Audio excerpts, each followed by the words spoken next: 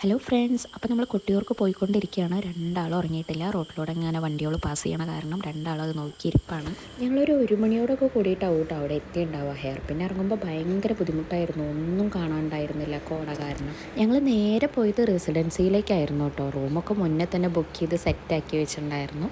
സന്ദീപേട്ടൻ്റെ front മനുവേട്ടനായിരുന്നു അതൊക്കെ set ചെയ്ത് വെച്ചിട്ടുണ്ടായിരുന്നത്. അടിപൊളി റെസിഡൻസി ആയിരുന്നു കേട്ടോ. നല്ല നീറ്റ് ആൻഡ് ക്ലീൻ ആയിട്ടുള്ള റൂമായിരുന്നു. പിന്നെ സർവീസൊക്കെ സൂപ്പർ. ആൾ നേരത്തെ തന്നെ ഞങ്ങളെ പിക്ക് ചെയ്യാൻ വേണ്ടിയിട്ട് റെസിഡൻസിയിൽ വന്നായിരുന്നു. ഞങ്ങളൊരു 9 മണിയൊക്കെ ആകുമ്പോഴേക്കും റെസിഡൻസിയിൽ നിന്ന് ഇറങ്ങി. റൂമിൽ നിന്ന് ടെമ്പിളിലേക്കൊരു 2 കിലോമീറ്റർ ഡിസ്റ്റൻസ് ഉണ്ടായിരുന്നു കേട്ടോ. ഞങ്ങൾ ഇക്കരെ കൊട്ടിയൂർ മഹാദേവ ടെമ്പിളിലേക്കാണ് പോയത്. അവിടെ തീരെ തിരക്കൊന്നും ഉണ്ടായിരുന്നില്ല കേട്ടോ. ഞങ്ങൾ ചെല്ലുമ്പോൾ ഞങ്ങൾ വേഗം പോയി ചോറ് കൊടുക്കാനുള്ള റെസിപ്റ്റ് എടുത്തു. ഉണ്ണിയോൾക്ക് ചോറ് കൊടുത്തു. പെട്ടെന്ന് തന്നെ നമുക്ക് തിരിച്ചു പോരാനായിട്ട് പറ്റി.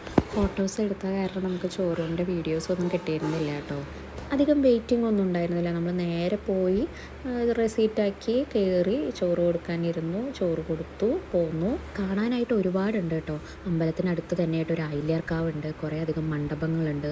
ഇതിന് നേരെ ഓപ്പോസിറ്റ് ഒരു പുഴ ക്രോസ് ചെയ്തിട്ടാണ് ഇക്കരക്കാവ് ടെമ്പിൾ എന്നാണ് പറഞ്ഞത്. പക്ഷെ ഞങ്ങൾക്ക് അങ്ങോട്ട് പോകാനായിട്ട് പറ്റിയില്ല, ടൈം ഉണ്ടായിരുന്നില്ല. പറശ്ശിനിക്കടവിലേക്ക് പോകാനുള്ള കാരണം ഞങ്ങൾ വേഗം ഇറങ്ങി അവിടുന്ന്. രണ്ടമ്മമാരും കൂടിയിട്ട് ഉണ്ണിയോളെ ഡ്രസ്സൊക്കെ മാറ്റി കസവ് കൊണ്ടൊക്കെ ഉടുപ്പിച്ചിട്ടാണ് ഞങ്ങൾ ചോറ് കൊടുത്തത്. പുരാണങ്ങൾ പ്രകാരം സതീദേവിയുടെ പിതാവ് ദക്ഷൻ സതീദേവിയെയും സാക്ഷാൽ ശിവഭഗവാനെയും അവഹേളിച്ചുകൊണ്ട് പ്രസിദ്ധമായ തക്ഷയാഗം നടത്തിയ സ്ഥലമായിട്ടാണ് ഈ ക്ഷേത്രം കണക്കാക്കപ്പെടുന്നത്.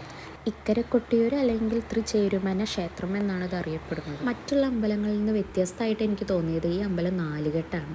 നാലുകെട്ടിൻ്റെ ഉള്ളിലെ അകത്തളത്തിൽ നിന്നിട്ടാണ് നമ്മൾ ദൈവത്തിന് പ്രാർത്ഥിക്കുന്നത്. അങ്ങനെ ഞങ്ങൾ മാമു കൈക്കലൊക്കെ കഴിഞ്ഞിട്ട് തിരിച്ചിറങ്ങുകയാണ്. ഇനി ഞങ്ങൾ അടുത്തത് മൃദംഗശൈലേശ്വരി അമ്പലത്തിലേക്കാണ് പോകുന്നത്.